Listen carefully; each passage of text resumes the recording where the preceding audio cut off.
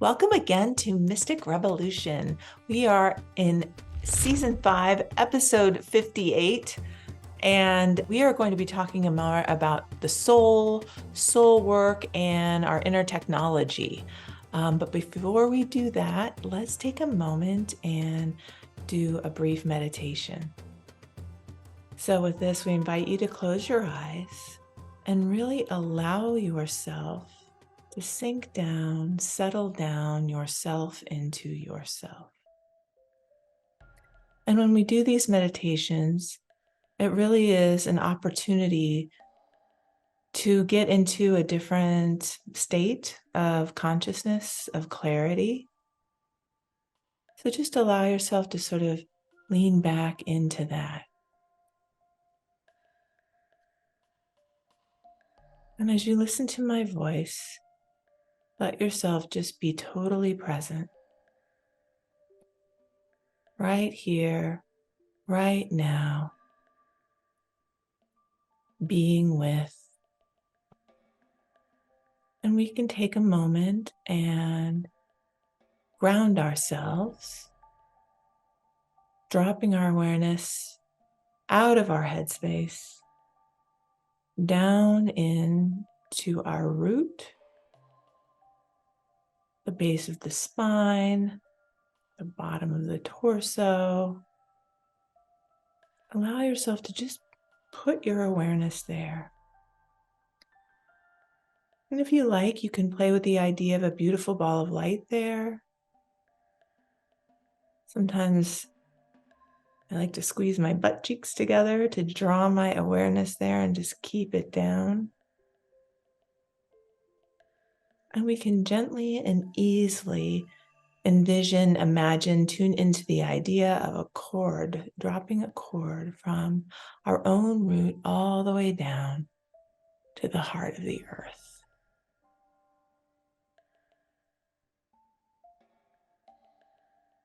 And as the cord connects, allow your body to pull up earth energy. Pull it up into your feet, into your legs. Bring it up into your root, your hips, your lower back.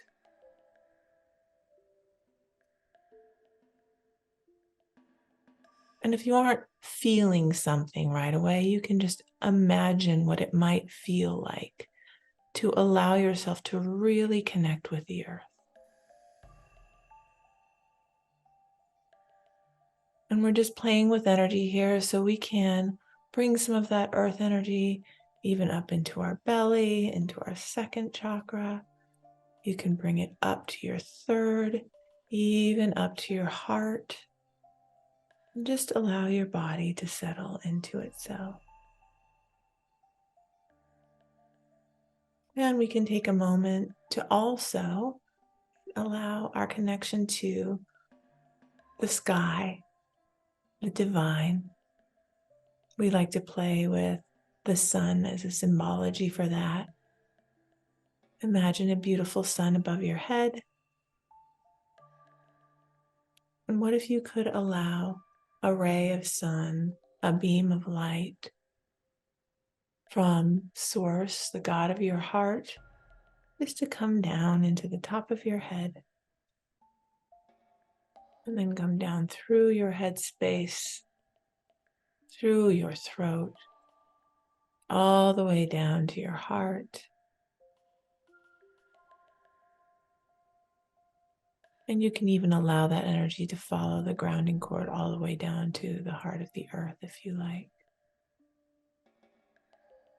We can also continue to play with that energy and just let that beautiful source energy fill you up.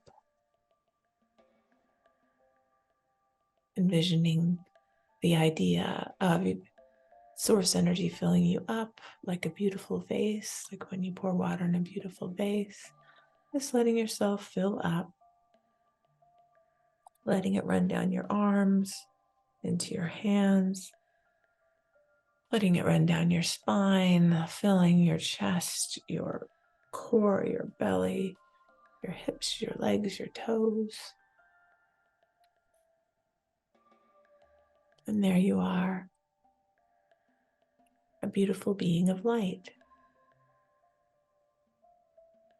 And you can allow yourself to sit with this, play with this energy throughout the conversation Wendy and I are going to have. Knowing you are grounded, connected to the earth, connected to source. And when you feel ready, you can open your eyes and still kind of stay in this state if you want. All right. So that was just a small surface taste of some of the things that we're going to be talking about today. We talked pretty extensively about what the soul is, what it means to do soul work. And Winnie and I talk a lot about tools. And some of the things that I referenced there are some foundational tools that we work with all the time. We're going to talk a little bit more about that today and our own inner technology. But I've been talking a lot, so I'm going to open the floor to Wendy. Thanks, Susana. Yeah, so this inner soul technology or mystic tools or mystic practice that we talk about, it has several aspects. It's assuming that we're opening to our soul senses and having direct spiritual experience, as well as experiencing our body information, etc. And discernment, that we say like in every episode, discernment, and really developing discernment and allowing it to come as a spiritual gift as well as a practice is a huge part of it. Also, so we bring certain insights and wisdom, distinctions, I tend to call them. But the thing that is really extraordinary, I think, and that we're always talking about is the tools. And I see them as like levers. And for about a decade, I've been talking about Archimedes talked about, if we have a lever long enough and a solid place to stand, we can move the world.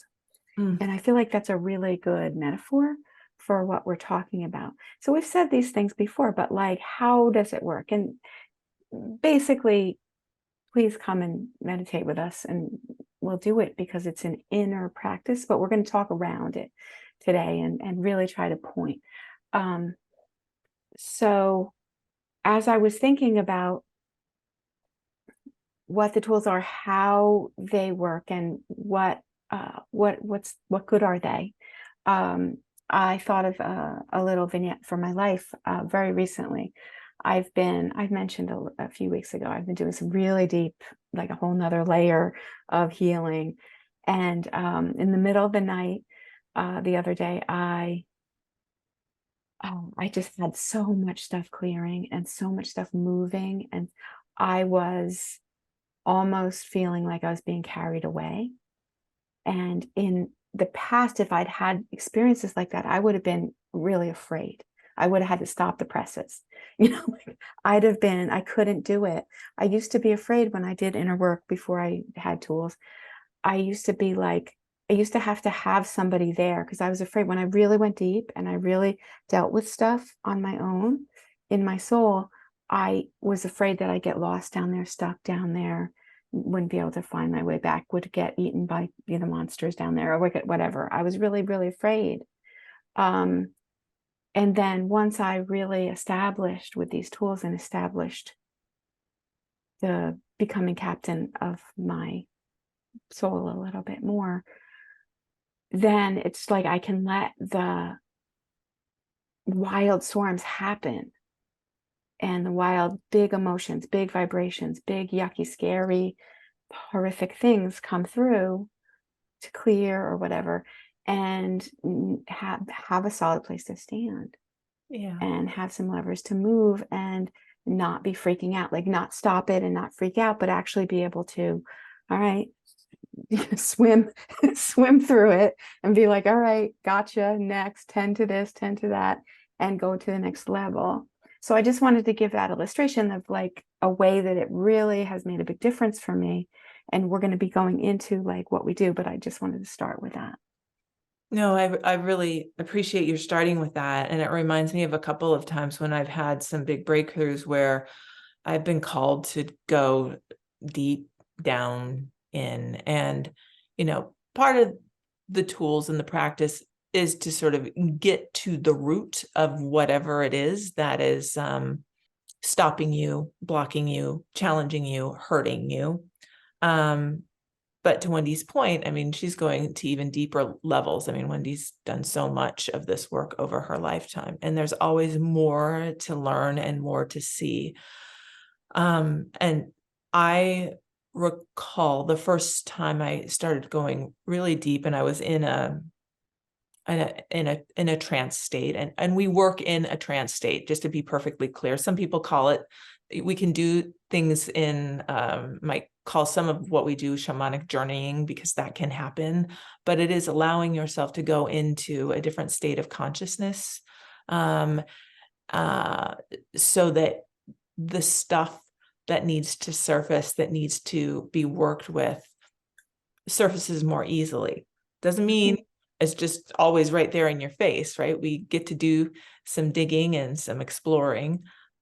And what I want to speak to is this idea, like I went down into a deep, dark hole, way dark, and it didn't seem like it was ever going to stop. And I remember being like, I can't do this. But then I was like, of course I have to, because I don't want to keep doing the thing that whatever it was, right? Yeah. And that's something that happens now all the time when I'm like exploring. I know we're going to go through the dark, dark, dark, and we got to keep going, even if it seems like it never ends. And then it always opens up into something. And that's sort of the journeying part. That point of discovery, of seeing, knowing, and then discerning, right? What to do with whatever shows up. And of course, there will be some fear.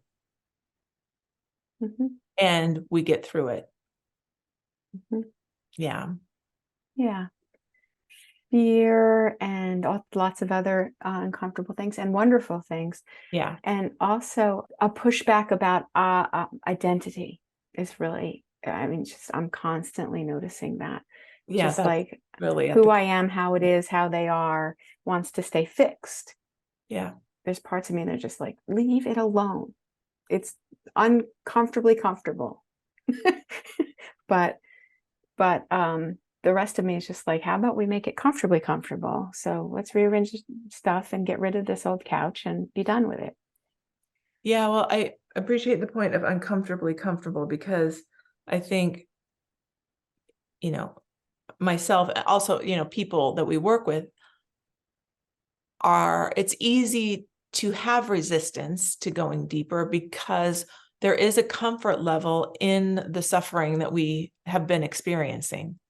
We're used to it. There's a suffering in perpetuating the habits, and I call it being in the systems, energy systems, right? We all create energy systems. Are they serving you? Or are they not serving you? And there's a certain point where you start realizing you're doing it, and you're like, okay, here I am again. There I go again. And that's the point. Are you going to keep doing that? You can, or, right, let's go in and really see what's going on and disrupt that system so you can experience something new. Yes. And what I've said lots in this in along the way is we go below everyday consciousness. And so that it's just like, well, if it's below everyday consciousness, how do you get there? What do you do? And that's where the subtle information comes. What we do is, I'm going to like get really into it now. And you've heard this probably lots of times if you've listened to us or even come to some of our meditations. First, we deal with noticing the reality of our connection with the earth. And we do that with pictures. We do everything with metaphors, with tools, because that helps me do what I can't do and set my system in a way that I don't know how, but I can see that I'm grounded like a tree, or I can intend that I'm in a waterfall from heaven to earth, and it's helping to help me be safely, comfortably receiving and giving from the earth. So anyway, we use these metaphors to help us perceive what is and what's possible, and choose and act in all within below everyday consciousness. And so first, though, the most important thing is to care for the body and make sure that the body is supported, the body can feel comfortable, safe, belong. So that's where we always start, because if I don't feel safe, forget it. If my body doesn't feel safe, I can all day long mean to do spiritual things and I'll be stopped, or whatever, usually catapulted into whatever. So the grounding helps the body, and it's just an acknowledgement of what is. It's acknowledgement that gravity is working, and we're not going to fall away, and we can let go, and what we're done with can release, and we can relax and just rest into the earth. And then also, this also supports our soul. The grounding also supports our soul to do the same kinds of things, to start to be just like, oh. And we can use pictures for that too. I like to use the lotus opening in throughout my personal space. I like that picture, especially because it grounds down, it roots down into the muddy earth. And for a lot of us, like, world is pretty muddy. It's pretty muddy. So Yeah. so then the soul can get the support it needs. It can get the structure that it needs to be like, kind of like one of those beautiful, on the picture I'm seeing now is this beautiful, one of those shaker globes, beautiful high-end shaker globes. It needs something to hold it. So we can play, we can see, we can shake, but the grounding holds our soul so that we can feel comfortable to open to what is. So that's the start. Yeah. And it's, from my perspective, it makes the rest of it possible, because if the body is not with the game, then it's gonna be distractive. And if the soul isn't with the game, it's really not going to want to play. We're not going to want to play on all the levels. So, so on our way to break, is there anything you want to say, Susana, before we transition? Well, I think, a lot of practices talk about grounding, and thankfully they do. I think the way that we do it makes it a little bit more embodied than any other practice that I've done. And for me, really had helped get out of my head pretty quickly. And that's also something that I found with many of my clients. I mean, we're taught to be in we call it in our analyzer, in our brain, judging, thinking, critical thinking, assessing, blah, blah, blah, blah, blah, right?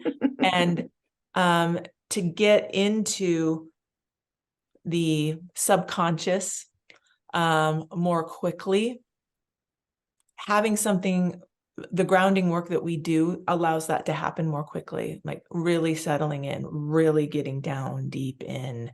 And then that automatically creates a greater presence and a greater openness to do the work, do the soul work. Mm-hmm. Yeah. So we'll talk more about that after the break. Thank you, We Are Historically, for your conscious human apparel. Shop online at wearehistorically.com. Hey friends, Susana and I want to remind you that we offer a Mystic Revolution meditation. It's first Tuesdays at 4:30 Pacific. Please come as our guest. You can see our website for the link. And thank you for playing with us. Raise your vibration and energize your life with specialized Fibonacci tuning forks that deepen meditations and empower self-healing. Get your vibrational sound tools for personal enhancement at energybodytuners.com. Welcome back. Hope you had a nice break. We are continuing our conversation about inner technology. Wendy, I know you have another practice or tool to share. Yeah, for me, the next just absolute necessary step is to be like, well, where am I? Where is my attention? Where is my energy? Once my body's handled a little bit and the soul is supported, then we have a practice of centering that helps me bring my attention from the past and the future, from all over the universes, all over time and space, all over everything, and also all over my friends, wherever I've left my attention, my spark, to bring that back to, one can say, the seat of the soul. I like to think of it as the driver's seat, so I can be my spirit identified self, my self as spirit, my spirit identified soul can rest and choose from a place that is not dragged all over the place by emotions, acknowledges emotions, doesn't not dragged around by them, thoughts, beliefs, all the things. So the picture I like for this, to practice it, is usually a candle flame in the center of my head, which is behind the third eye and way back between the ears and up a little. And I usually see that, intend that, know that.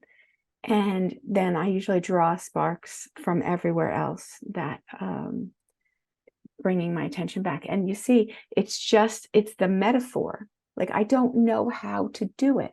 So now I have a metaphor, I have a tool to lever my intention.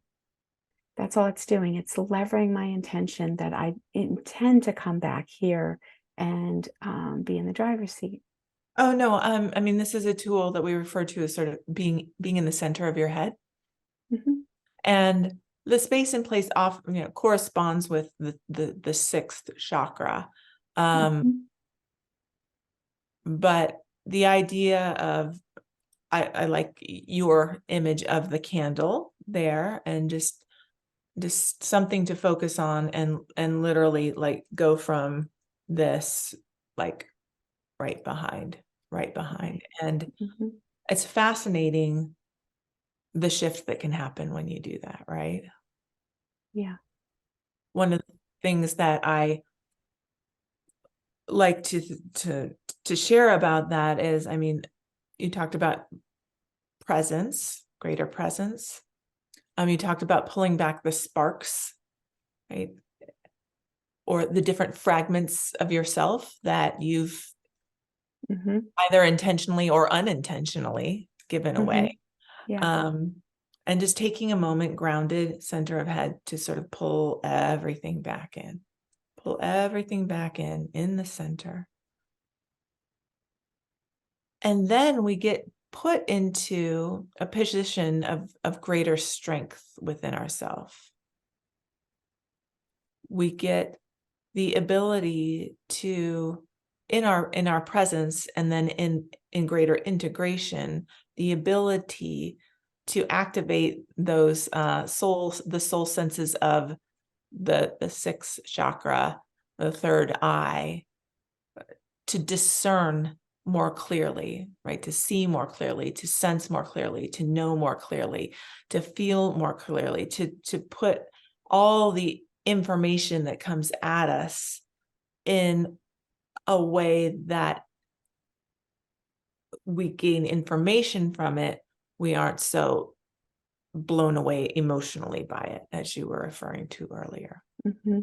Or judgment or whatever. Good. So the picture that I really like for this is actually to like be that attention, that spirit identified spark of light, or whatever you want to say, is in the driver's seat of like an actual car. That's what I like, how I Mhm. see it, an actual car, my body. And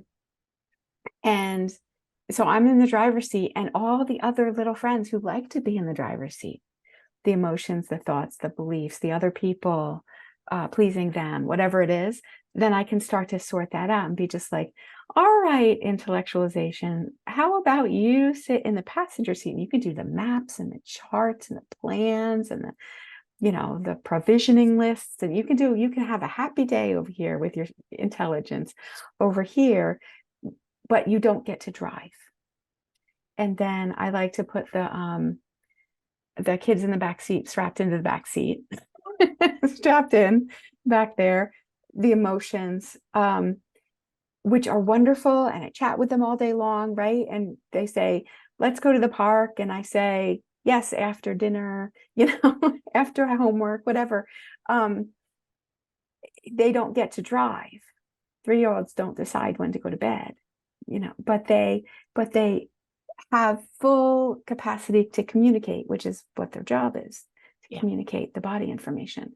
So, and then what I like to think of as the backpack, I like to have the sexual impulses back there, the control impulses, all the instinctual stuff, they get in the backpack, still hearing them, still communicating with them, still being a whole unit, but farther from the driver's seat. And I just want to encourage, it doesn't mean that the sexual impulses don't go out to play. Sometimes, go out and party, go out and play, but like in a safe environment, because I choose, not because it just takes over and says, we're going to go do this, shut up. Right. I think that that's a great way to think about it, because, right, in this work, we aren't saying when you're healing, you're not going to have impulses or emotions, or you're not going to go through stuff, right? You will continue to. We all will continue to. Yay. But in this paradigm, we get to choose like sort of which part comes forward, which part is driving.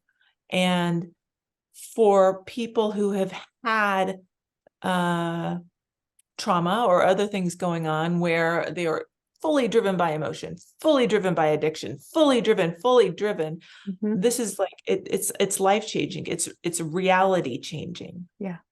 The metaphor that I sometimes like to use is like the idea of like going up into like the fire watchtower on the top of a big mountain.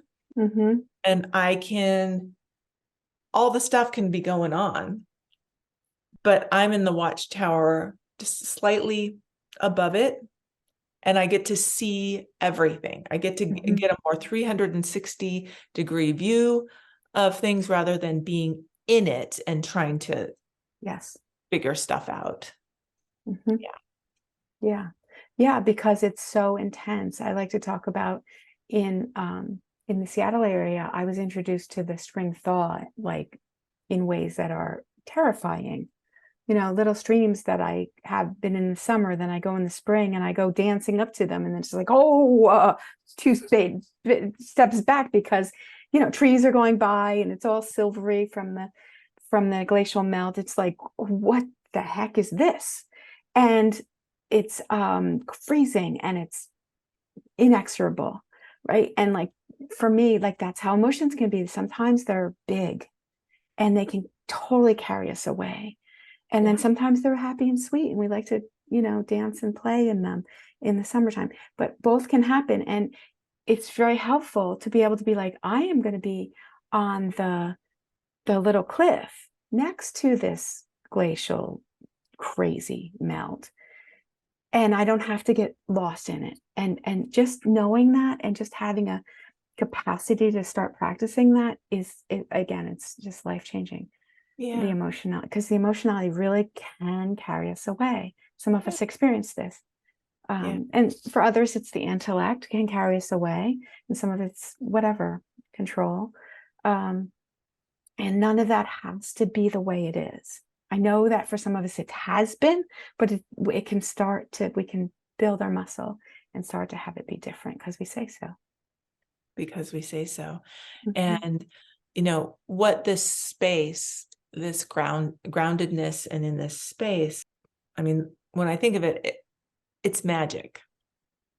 It's the place where it's the foundation of magic, because when you can find this place of clarity, all the other things crazy dancing around, beautiful, wonderful, horrible, horrific, all around you, but be here, you're in your greatest power. And that's where then you can have a greater capacity for creating the thing that you actually want, Right. rather than something that is entwined with, a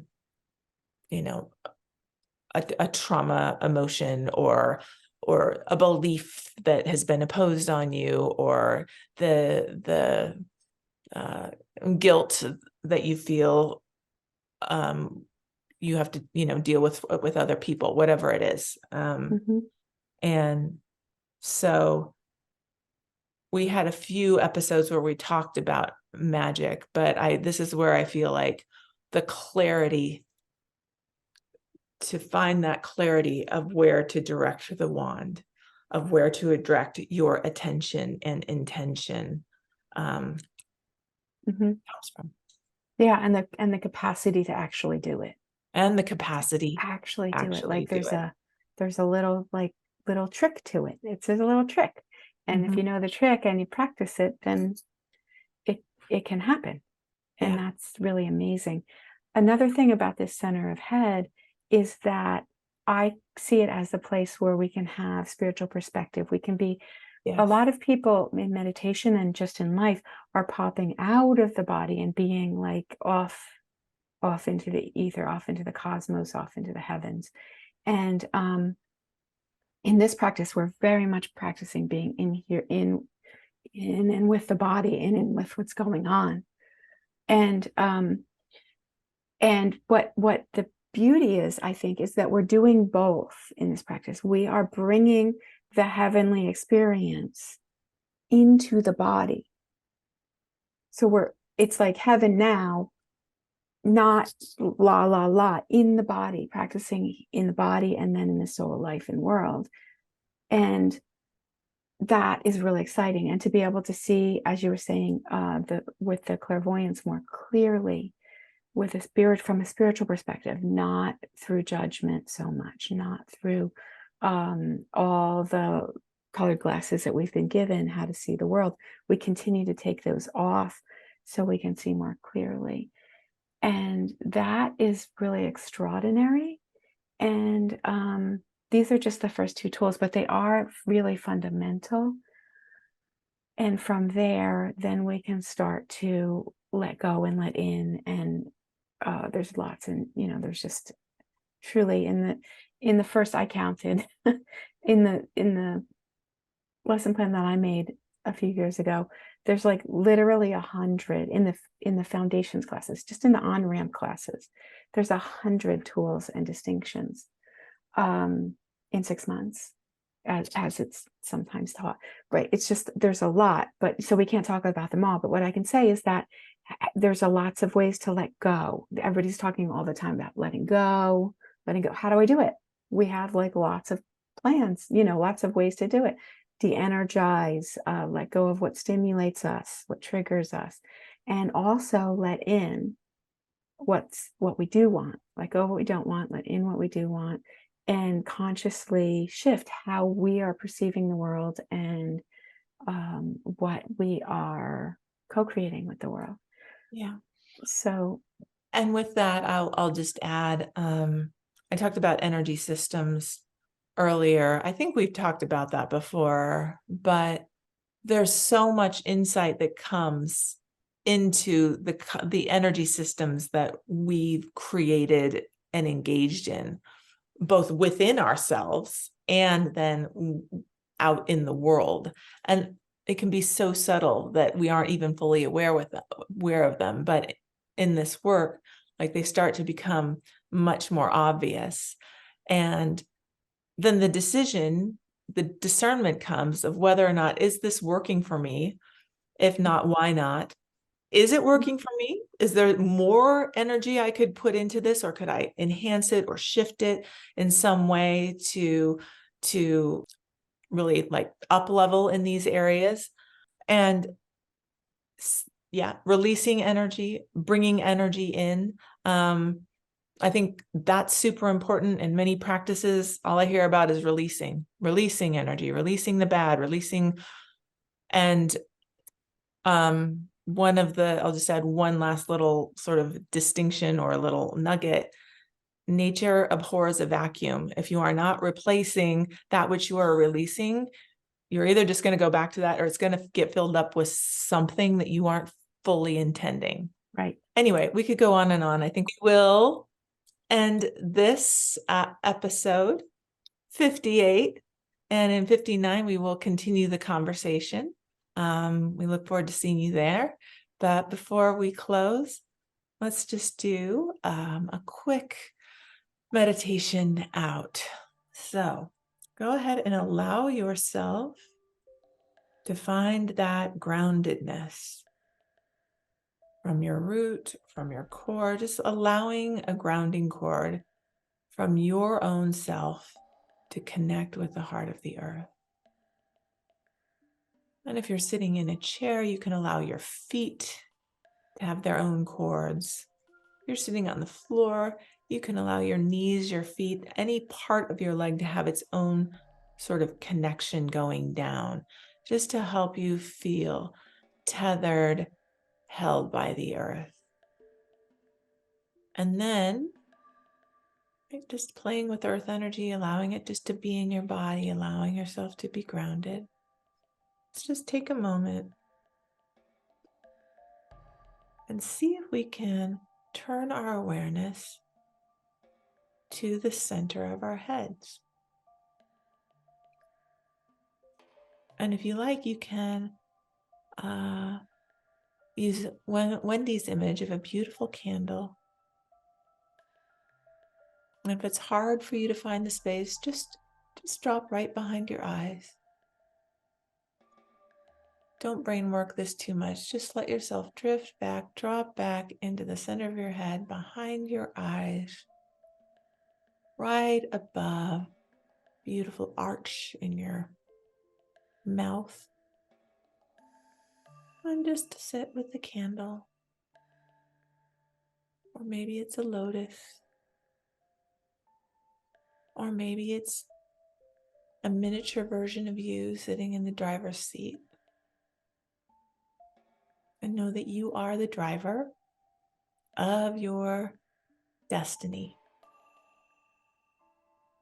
And we will share even more tools and more ideas in the coming episodes for you to work with and play with.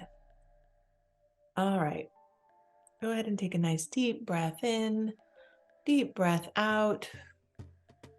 Open your eyes, and we look forward to seeing you next time on Mystic Revolution. Thanks so much for playing with us. Please support Mystic Revolution by liking and sharing our show. And sign up to get notified when new content is available. We really appreciate it. Thanks. Thank you.